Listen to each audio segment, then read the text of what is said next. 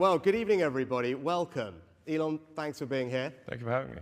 We feel very privileged. We're excited to have you. Right, so I'm going to start with some questions, and then we're going to open it up. Let me get straight into it. So, Bill Gates said, "There is no one in our time who has done more to push the bounds of science innovation than you." Well, it's kind of him to say. Yeah, well, that's it. That's a nice thing to have anyone say about you. Nice coming from Bill Gates. But oddly enough, when it comes to AI, actually, for around a decade, you've almost been doing the opposite and saying, hang on, we need to think about what we're doing and what we're pushing here and what do we do to make this safe and actually maybe we shouldn't be pushing as fast or as hard as we are. Like, I mean, you've been doing it for a decade. Like, what was it that caused you to think about it that way and why do we need to be worried? Yeah, I've been somewhat of a Cassandra for quite a while, where people would, I would tell people, like, we should really be concerned about AI. They'd be like, what are you talking about? Like, they've never really had any experience with AI.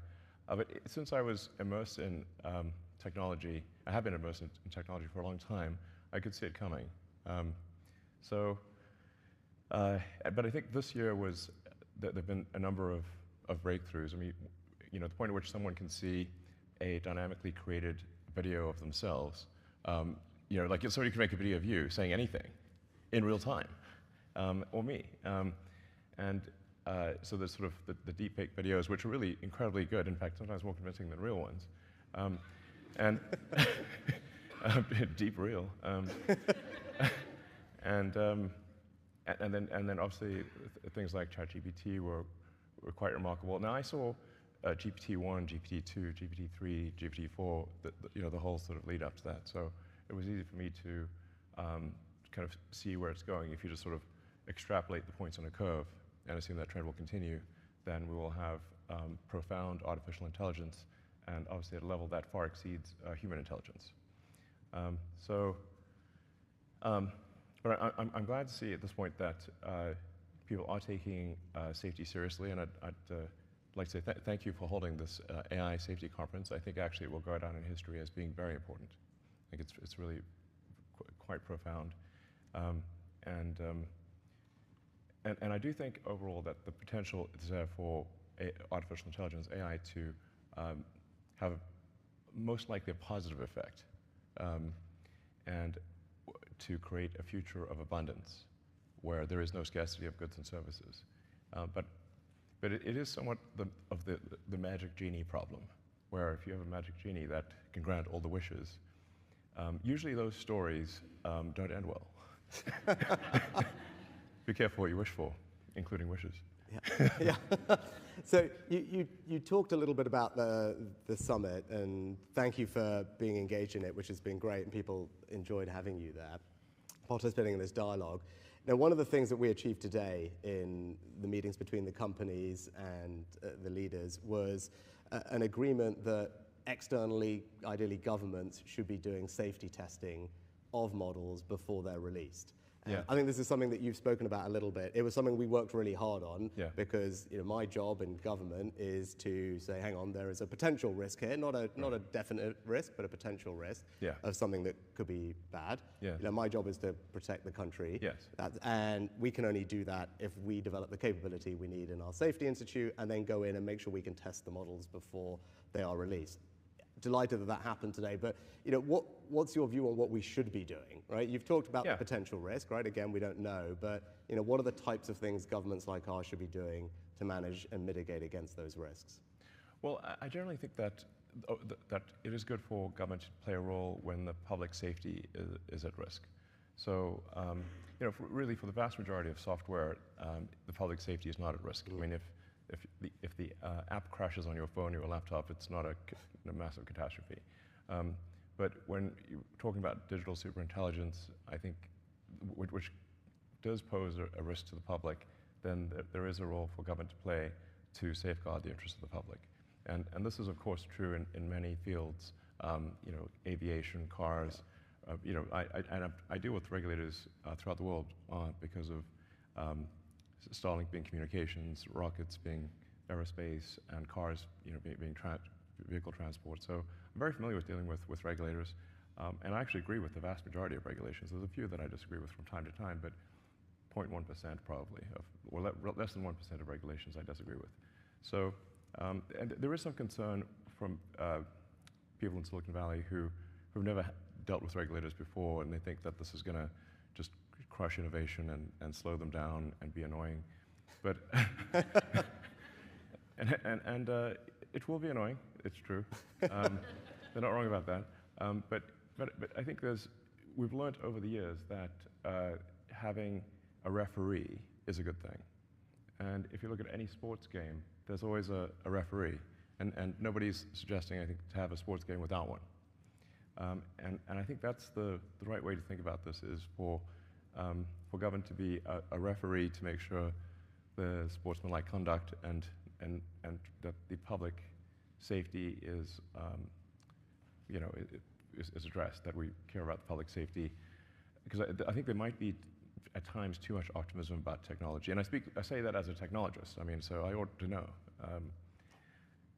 And like I said, on balance, I think that the AI will be a force for good, most likely, but the probability of it going bad is not 0%. Yeah. So we just need to mitigate the downside potential. And then how, you talk about referee, and that's what we're trying to Demis create. right there. Yeah, well, there we go. I mean, and we talked about this, and Demis and I discussed this a long time ago. I'm like literally facing right at him. And actually, Demis, to his credit and the credit of people in the industry, did say that to us. Yeah. I think, Demis said it's not right that Demis and his colleagues are marking their own homework, right? There needs to be someone independent, and that's why we've developed the Safety Institute here. I mean, do you think governments can develop the expertise? One of the things we need to do is say, hang on, Demis, Sam, all the others have got a lot of very smart people doing this. Governments need to quickly tool up capability-wise, personnel-wise, which is what we're doing. I mean, do you think it is possible for governments to do that fast enough, given how quickly the technology is developing, or what do we need to do to make sure we do it quick enough? No, I think it's good. It's a great point you're making. The pace of AI is faster than any technology I've seen in history by far, and it seems to be growing in capability by at least 5-fold, perhaps 10-fold per year. It'll certainly grow by an order of magnitude next year. Yeah. So, and government isn't used to moving at that speed. But I think even if there are not firm regulations, even if there isn't an enforcement capability, simply having insight and being able to highlight concerns to the public will be very powerful. So even if that's all that's accomplished, I think that will be very good. Okay. Yeah, well, hopefully we can do better than that. Hopefully, yeah. Yeah. No, but that's helpful. Actually, we were talking before. It was striking. You're someone who spent their life in technology, living Moore's law. And what was interesting over the last couple of days, talking to everyone who's doing the development of this, and I think you'd concur with this, is just the pace of advancement here is unlike anything all of you have seen in your careers in technology. Is that fair? Because you've got these kind of compounding effects from the hardware and the data and the personnel. Yeah. I mean, the two, currently the two leading centers for AI development are the San Francisco Bay Area and the sort of London area. And there are many other places where it's being done, but those are the two leading areas. So I think if the United States and the UK and China are sort of aligned on safety, that's all going to be a good thing, because that's where the leadership is generally. I mean, it's interesting, you mentioned China there. So I took a decision to invite China to the summit over the last couple of days. And it was not an easy decision. A lot of people criticized me for it.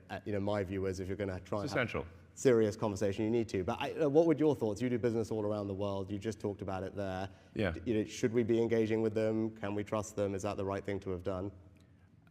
If China is not on board with AI safety, it's somewhat of a moot situation. The single biggest objection that I get to any kind of AI regulation or sort of safety controls are, well, China's not going to do it, and therefore they will just jump into the lead and exceed us all. But actually, China is willing to participate in AI safety, and thank you for inviting them. And they, I think we should thank China for attending. When I was in China earlier this year, my main subject of discussion with the leadership in China was AI safety, and saying that this is really something that they should care about, and they took it seriously, and and you are too, which is great.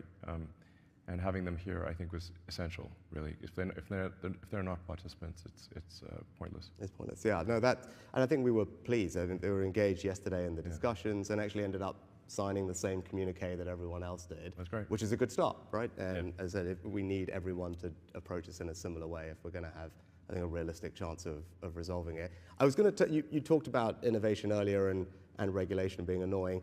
There was a good debate today we had about open source. And I think you've kind of been a proponent of algorithmic transparency and making some of the X algorithms public.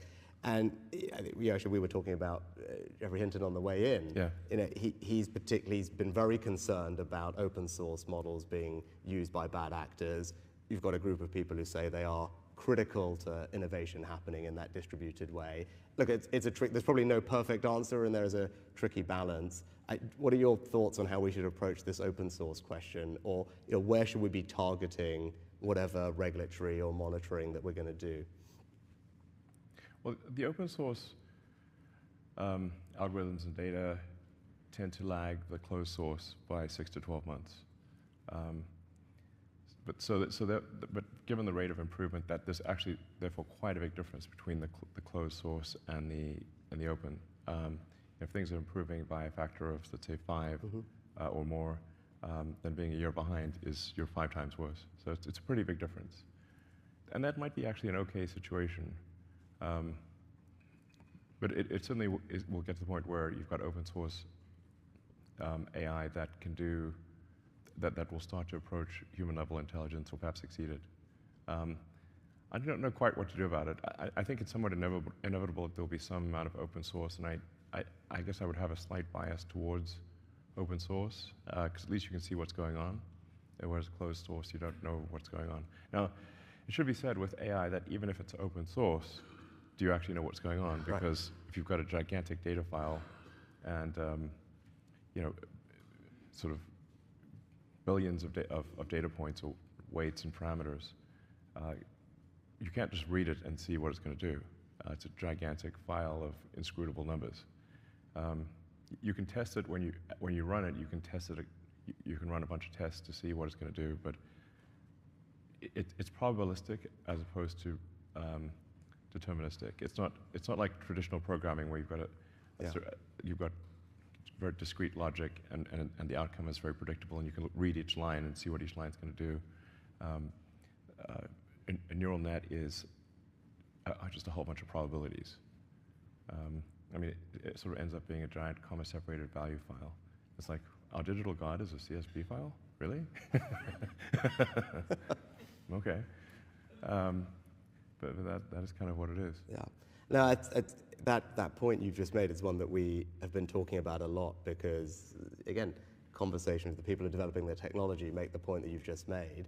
It is not like normal software where there's predictability about inputs improving leading to this particular output improving. Yeah. And as the models iterate and improve, we don't quite know what's going to come out the other end. I think Demis would agree with that, which is why I think there is this bias for, look, we need to get in there while the training runs are being done, before the models are released, to understand what is this new iteration brought about in terms of capability, which it sounds like you would agree with. I was going to shift gears a little bit. You've talked a lot about human consciousness, human agency, which actually might strike people as strange, given that you are known for being such a brilliant innovator and technologist, but it's quite heartfelt when I hear you talk about it and the importance of maintaining that agency in technology and preserving human consciousness. Yeah. Now, that kind of links to the thing I was going to ask is, when I do interviews or talk to people out and about in this job about AI, the thing that comes up most actually is probably not so much the stuff we've been talking about, but jobs. It's what does AI mean for my job? Yeah. Is it going to mean that I don't have a job, or my kids are not going to have a job? Now, my answer as a policymaker, as a leader, is actually AI is already creating jobs, and you can see that in the companies that are starting. Also, the way it's being used is a little bit more as a co-pilot necessarily versus replacing the person. There's still human agency, but it's helping you do your job better, which is a good thing. And as we've seen with technological revolutions in the past, clearly there's change in the labor market, the amount of jobs. I was quoting an MIT study today that they did a couple of years ago, something like 60% of the jobs at that moment didn't exist 40 years ago, so Sure. hard to predict. And my job is to create an incredible education system, whether it's at school, whether it's retraining people at any point in their career, because ultimately if we've got a skilled population, they'll be able to keep up with the pace of change and have a good life. But it's still a concern. And what would your kind of observation be on AI and the impact on labor markets and people's jobs, and how they should feel about that as they think about this? Well, I think we are seeing the most disruptive force in history here.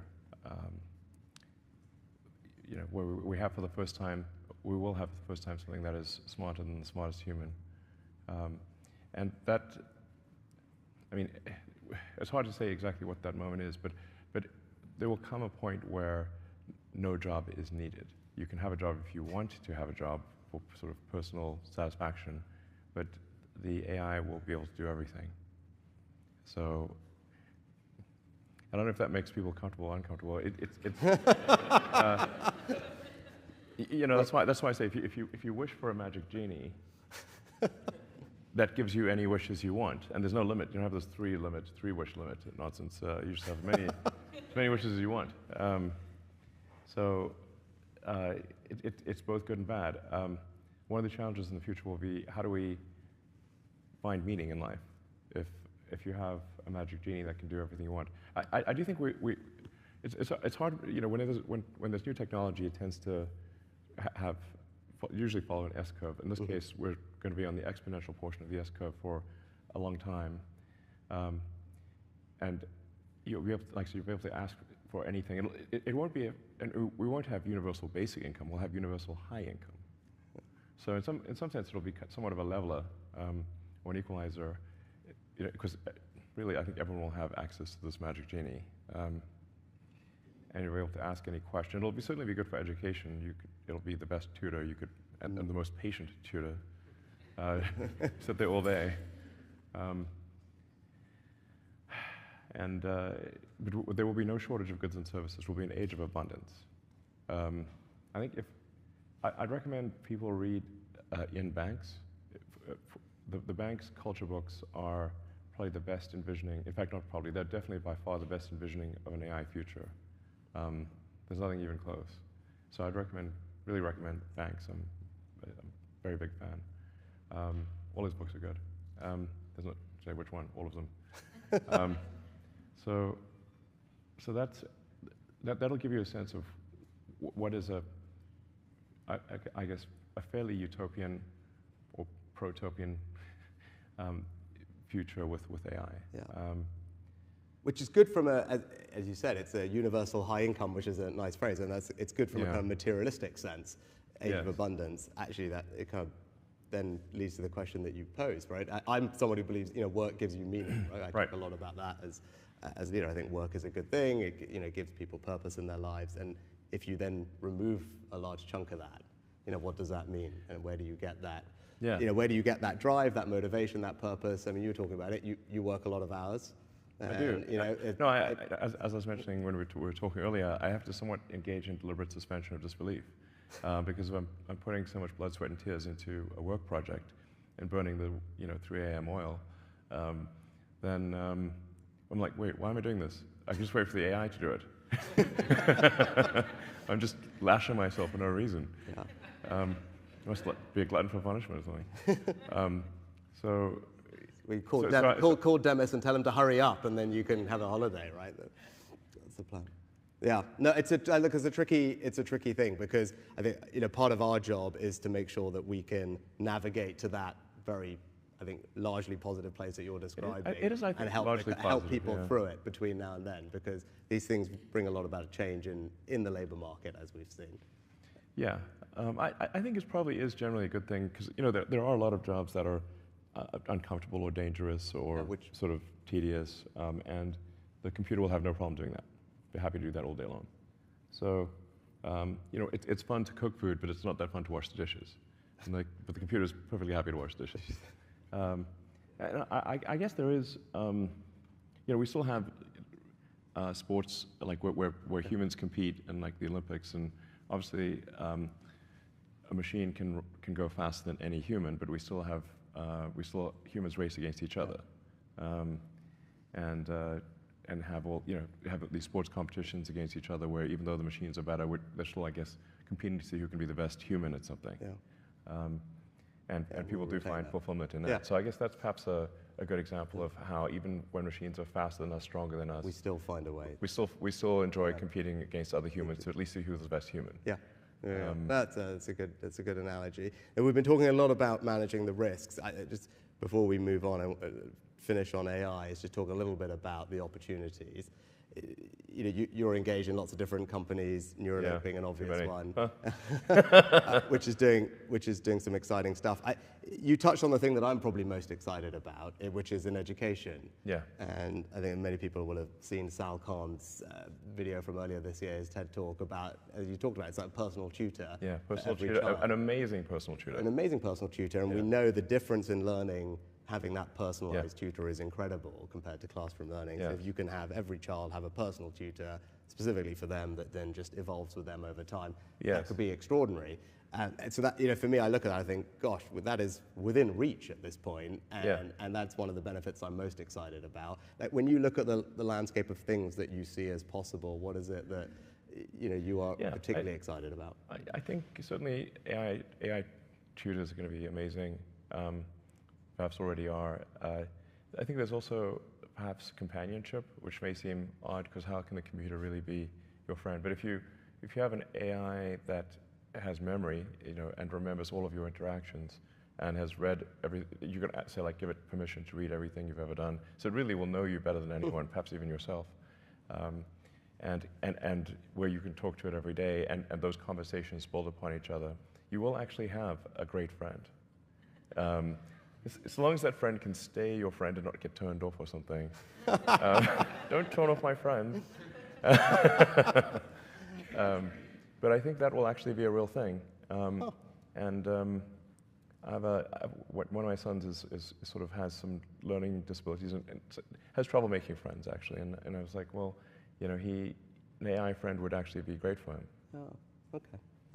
That was a surprising answer, but that's actually worth reflecting on. So it's really interesting. I mean, we're already seeing it actually as we deliver, psychotherapy anyway, now doing far more by digitally and by telephone to people, and it's making a huge difference. And you can see a world in which actually, AI can provide that social benefit to people. Just a quick question on X, and then we should open it up to everybody. You made a change. Made many changes, but quite a few. One of the changes. You love that letter. Yeah. I've got a real thing about it. You really do. You really do. One of the changes, which kind of goes into the space that we have to operate in, and this balance between free speech and moderation is something we grapple with as politicians. Sure. You were grappling with your own version of that, and you moved away from a kind of manual human.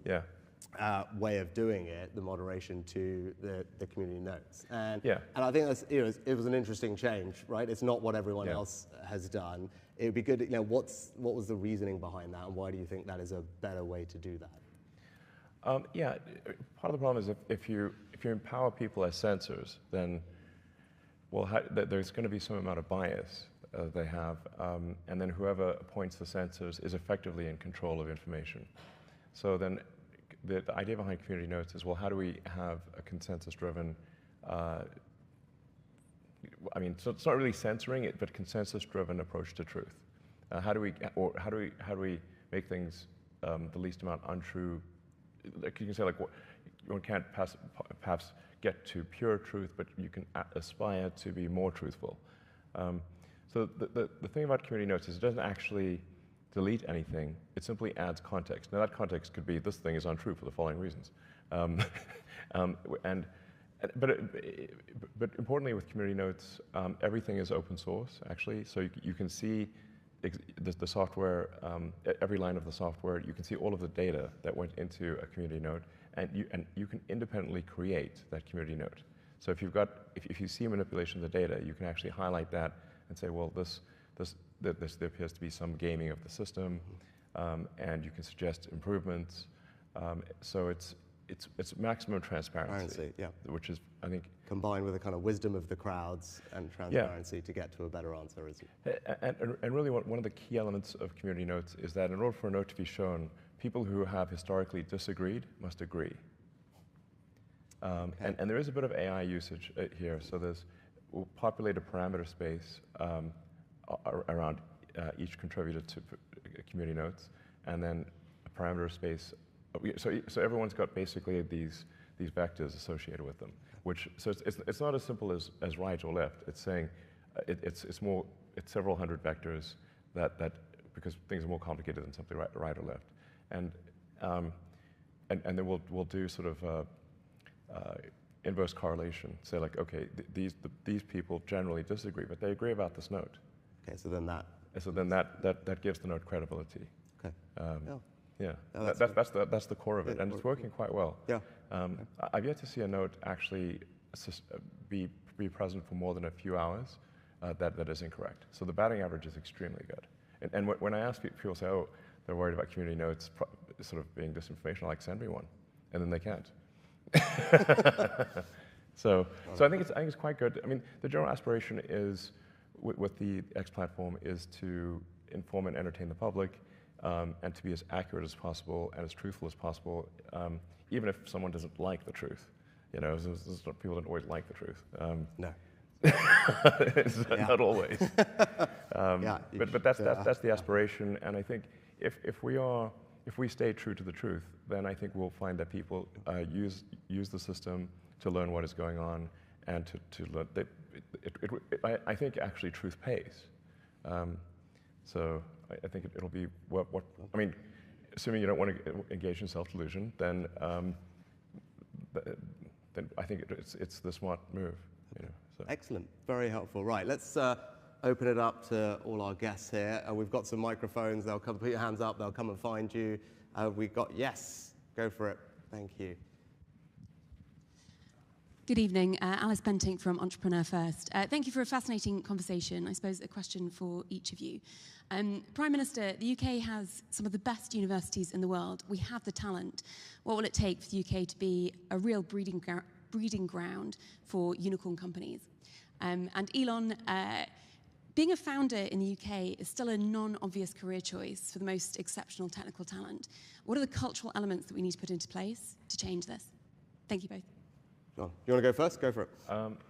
Sure. Well, you're right that there are cultural elements where you know the culture should celebrate creating new companies, and there should be a bias towards supporting small companies, because they're the ones that need nurturing. The larger companies really don't need nurturing. So you know, just you can think of it sort of like a garden. If it's a little sprout, it needs nurturing. If it's a mighty oak, it doesn't need quite as much. So I think that is a mindset change that is important. But I should mention that London is, you know, London and San Francisco, or the Bay Area, are really the two centers for AI. So London is actually doing very well on that front. The two leading locations on Earth, and you know, San Francisco's probably ahead of London, but London's really very strong, or London area, Greater London, home counties, I guess. Keep going. So I'm just saying objectively this is the case, but you do need that. You need the infrastructure. You need landlords who are willing to rent to new companies. You need law firms and accountants that are willing to support new companies, and it's generally it is a mindset change, and I think some of that is happening. But I think really it's just culturally people need to decide this is a good thing. Yeah. No, actually, well, thanks for what you said about the UK. It's something that we work hard on. Lots of people in the room are part of what makes this a fabulous place for innovative companies, including Alice. So, Alice, what I'd say is, you know, my job is to get all the nuts and bolts right, make sure that all of you are starting companies can raise the capital that you need, everything from, you know, your seed funding with our incredible, you know, EIS tax reliefs, all the way through to, you know, your late stage rounds, and we need reform of our pension funds, and the Chancellor's got a bunch of incredible reforms to unlock capital from all the people who have it and deploy it into growth equity, right? That is a work in progress. We're not there yet, but I think we're making good progress. We need talent, we need people, you know, so that means an education system that prioritizes the things that matter, and, You've seen my reforms. I go on about more maths, more maths, more maths. But I think that is important. But also attracting the best and the brightest here. If you look at our fastest growing companies in this country, and I think it's probably the same in the US, over half of them have a non-British founder. Right? And so that tells you we've got to be a place that is open to the world's best and brightest entrepreneurial talent. So the visa regime that we've put in place, I think, does that, makes it easy for those people to come here. And then actually it's the thing that we spent the beginning of the session talking about, the regulation, right? Making sure that we've got a regulatory system that's pro-innovation, that, yeah, of course we always need guardrails on the things that will worry us, but we've got to create a space for people to innovate and do different things. Those are all my jobs. The thing that is tougher is the thing that Elon talked about, which is culture, right? It's how do you transpose that culture from places like Silicon Valley across the world, where people are unafraid to give up the security of a regular paycheck to go and start something and be comfortable with failure. You talk about that a lot. I think you talked about it more when you were playing games, right? But like, you've got to be comfortable failing and knowing that that's just part of the process. And that is it's a tricky cultural thing to do overnight, but it's an important part of, I think, creating that kind of environment. Yeah, if you don't succeed with your first startup, it shouldn't be a sort of a catastrophic career-ending thing. It should be, well, good.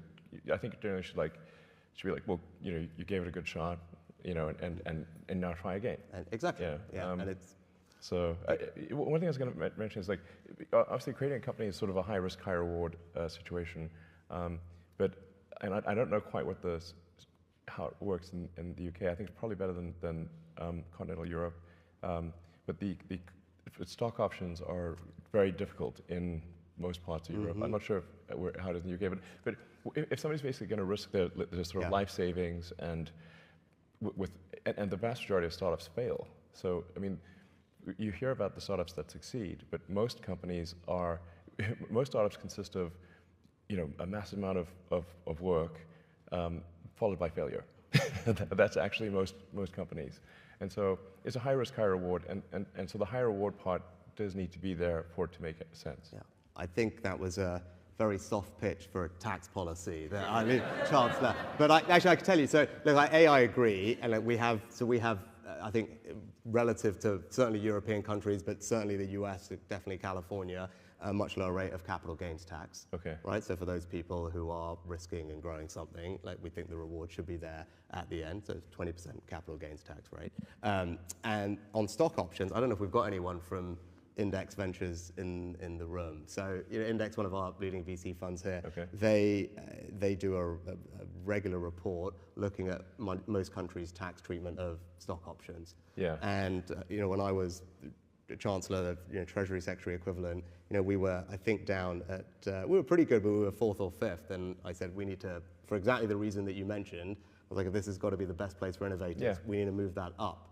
And I think in the last iteration of that report, we had, because of the changes that Jeremy and I had made, we have moved up to, I think, 2nd from memory. Okay, so great. Hopefully that should give you and everyone else some comfort that we recognize that's important. Because when people work hard and risk things, they should be able to enjoy the rewards of that. High risk, high reward. Yeah, and I think we very much have a tax system that supports that, and those are the values that I believe in, and I think most of us in this room probably do as well. Right, next question. I've got Seb in front of me, and then I'll come over here. Go on, Seb. Thanks very much. We've talked about some really big ideas, global changing ideas. I'm really interested, particularly in the context of creation of science and technology super hubs and so on. How does that map onto the everyday lives of people living in, say, Austin, Texas, to choose one around you, or in my case, Nottingham, East Midlands? How do you see that evolving for people, every day? The sort of everyday effects of AI? Yeah.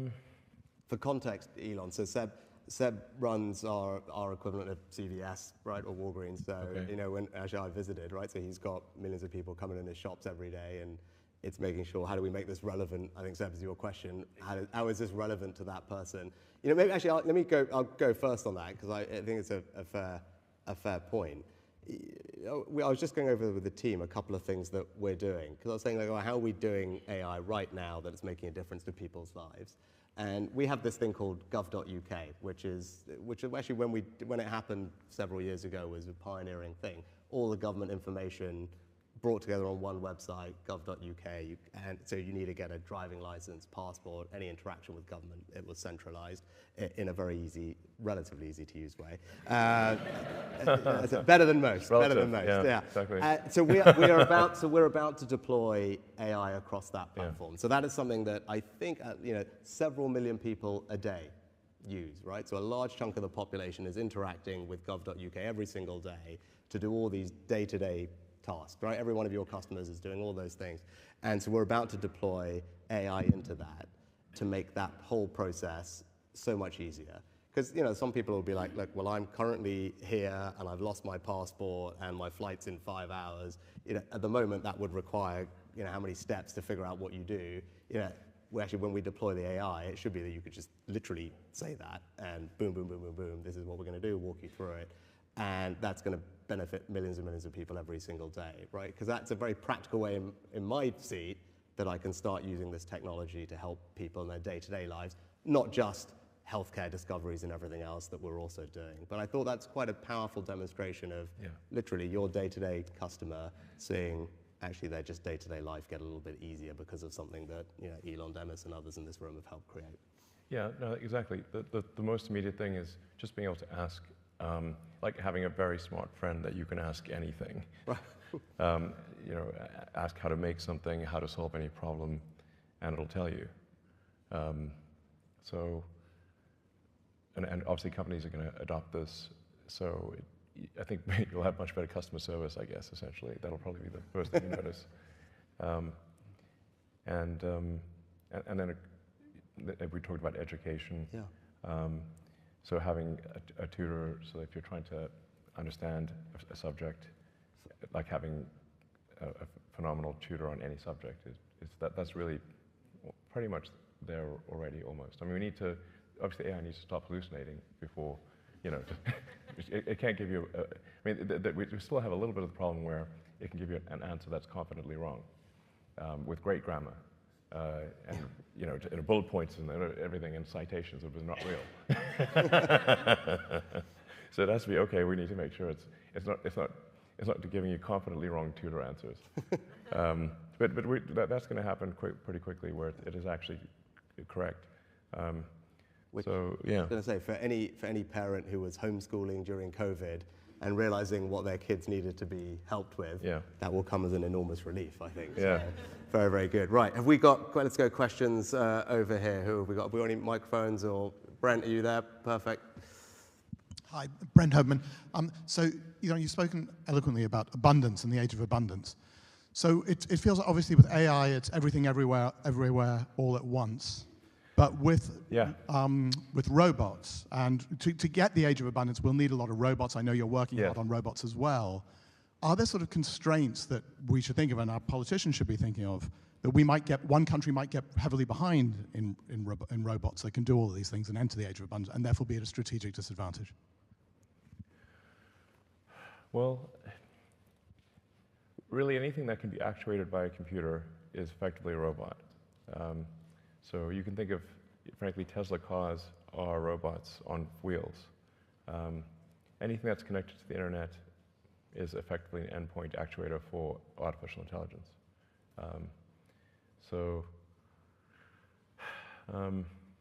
You've got Boston Dynamics. Obviously, they've been making impressive robots for a while.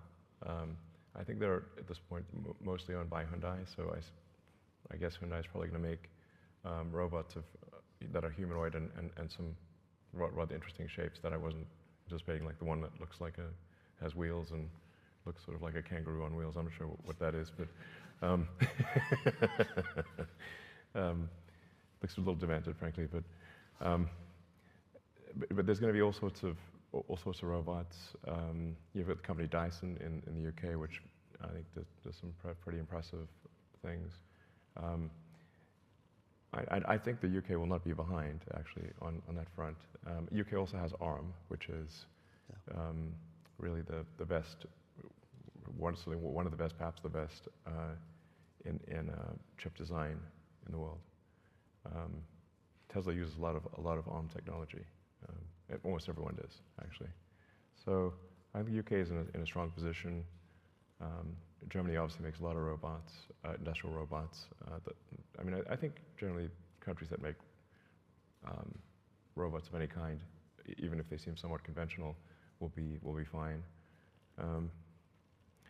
I do think there is a safety concern, especially with humanoid robots, because at least the car can't chase you into this building, not very easily, or chase you up a tree, or you can sort of run up a flight of stairs and get away from a Tesla. I think there's a Stephen King movie about that. If your car gets possessed. But if you have a humanoid robot, it can basically chase you anywhere.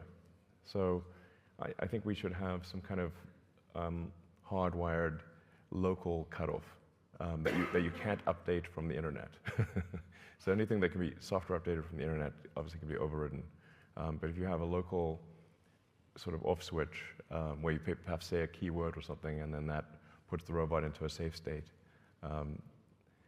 some kind of localized safe state ability, an off switch,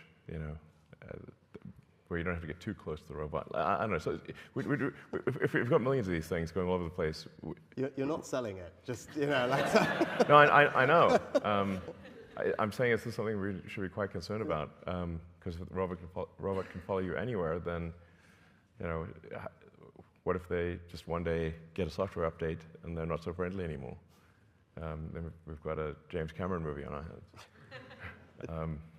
It's actually, it's funny you saying that, because in our session that we had today, I would say they made exactly the same point, right, Emma? So they're talking about movies, actually without mentioning James Cameron, they're talking about James Cameron movies.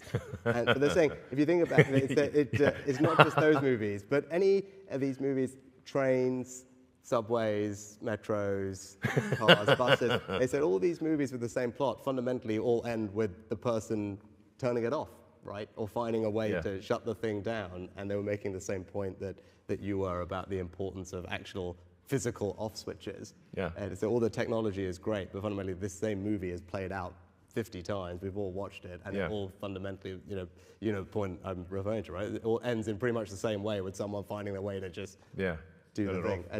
Which is kind of interesting that you said a similar point, right? Yeah. It's probably not the obvious place you'd go to, but maybe that could be one of the tests for the AI. We should say, like, blank is your favorite James Cameron movie. Fill in the blank. Yeah, excellent. Right. Yes, we got over there. Yep, perfect. Hi, question for you both. So I'm a founder of a AI and ML scale-up in the third centre for AI, which is Leeds in the north of England. I'm a bit biased.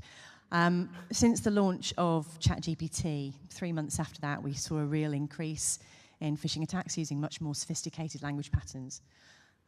What do we do to protect businesses, consumers, so that they trust this technology better? And how do we bring them along that journey with us?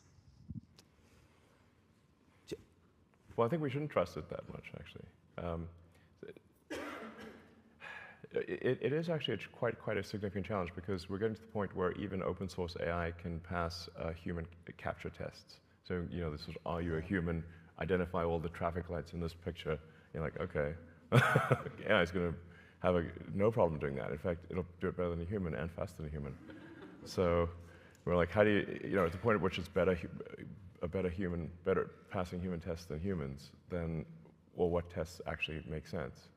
That is a real problem. I don't actually have a good solution to it.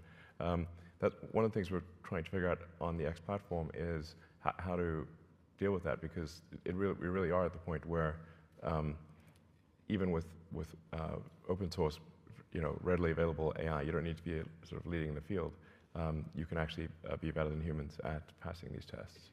And that's sort of why we're thinking, well, perhaps we should sort of charge a $1 or £1 a year. It's a very tiny amount of money, but it still makes it prohibitively expensive to make 1 million bots. And especially if you need 1 million payment methods, then you run out of sort of stolen credit cards pretty quickly. So that's sort of where we're thinking, like, we might have to sort of just charge some very tiny amount of money, 0.3 cents a day effectively, to deal with the onslaught of AI-powered bots. And that is still a growing problem, but it will be, I think, perhaps an insurmountable problem next year. So, and then you have to worry about, well, manipulation of information, making something seem very popular when in fact it is not, because it's getting boosted by all these likes and reposts from AI-powered bots. So that's why I sort of think somewhat inevitably it leads to some small payment in order to dramatically increase the cost of a bot. So frankly, I think probably any social media system that doesn't do that will simply be overrun by bots. I think my general answer would be, we need to show that we are on top of mitigating the risks, right? So people can trust the technology. That's what actually the last couple of days has been about on the Safety Summit, is just showing, we're investing in the Safety Institute, having the people who can do the research on these things to figure out how we mitigate against them. And we have to do it fast, and we have to keep iterating it. Because I think all of us probably in this room believe that the technology can be incredibly powerful, but we've got to make sure we bring people along that journey with us, that we're handling the risks that are there. And as I said, there's a job to do. And the last couple of days, I think we made good progress on it, because we want to focus on the positives and manage these things, but that requires action. And that's what the last couple of days has been about. Your story, analogy there was part of the research that actually, the team working on the task force here published and presented yesterday. I don't know if you saw it. Was which is essentially that it was using AI to create a ton of fake profiles on social media and then infiltrate particular groups with particular information. Yeah. Right? And actually, at the moment, that is, to your point, that is like cost-free. It's getting to the point where it's like, really, you can have 100 for a penny, sort of thing. Ridiculous. And if you think about some of these social networks at quite a neighborhood or town level, it's not that many fake profiles that you need to quickly create. Suddenly they're everywhere, and there's some local issue that might be of importance, and the team have run versions of how that would look like, and suddenly they're interacting with everybody and then spreading misinformation around. Yeah, no, it's exactly a real challenge. Right? We literally, as part of the research that we published on misinformation yesterday, it's a real challenge. Yeah, exactly. And to your point, I mean, the images, you don't even need to steal somebody's picture, because then that's traceable, but you can actually just say, create a new image of a person, realistic looking, but doesn't exist, and then create a biography, realistic, but doesn't exist, and do that en masse. And practically the only way you'll be able to tell is that the grammar is too good. Dead giveaway. Yeah. No typos? Come on. Now, I'm getting waved at because I think we are out of time. I know we take one very brief last question, and let's make it go on. Yes, sir. Go on. You're right in front of me. Go on. Thank you for the opportunity. Elon, question for you. Related to the X platform. Are there simple things we can do, especially when it comes to visual media? You alluded to the fact that it's fairly straightforward and effectively free to make people like yourselves say and do things that you never said or did. Yeah. Can we do something like cryptographically signed media? I'm from Adobe. We're working on this project. Yeah. Twitter was a member. Love to see X come back. Okay. Digitally signed media to indicate not only what was created by AI, but what came from a camera, what was real, to imbue a sense of trust in media that can go viral. That sounds like a good idea, actually. So if some way of authenticating would be good. So yeah, that sounds like a good idea. We should probably do it. Yeah. There you go. And actually, on that point, so I've already, so this is particularly pertinent for people in my job, right? And I've already had a situation happen to me with a doctored image that goes everywhere, negative. By the time everyone realizes, well, that's fake, and we should stop sending it, the damage is done. And actually, we were again reflecting today. If you think next year, you've got elections in, I think, the US, India, I think Indonesia, probably here. There you go. Massive news. And actually, you've got just an enormous chunk of the world's population is voting next year, right? And you've got EU elections as well. Yeah. Actually, just these issues are right in front of us. Next year is where big elections across the globe, probably the first set of elections where this has been a real issue. Yeah. So figuring out how we manage that is, I think, kind of mission critical for the people who want, the integrity of our democracy. Yeah, I mean, some of it is quite entertaining, like the Pope in the puffer jacket. Have you seen that one? I haven't. That's amazing. But I mean, I still run into people who think that's real. I'm like, well, what are the odds he's wearing a puffer jacket in July in Rome? Be sweating. But it actually looked quite dashing, I have to say. In fact, I think AI fashion is going to be a real thing. So I don't mean doom and gloom. But like we live in the most interesting times, and I think this is it is, like 80% likely to be good and 20% bad. And I think if we're cognizant and careful about the bad part, on balance, actually, it will be the future that we want, or the future that is preferable.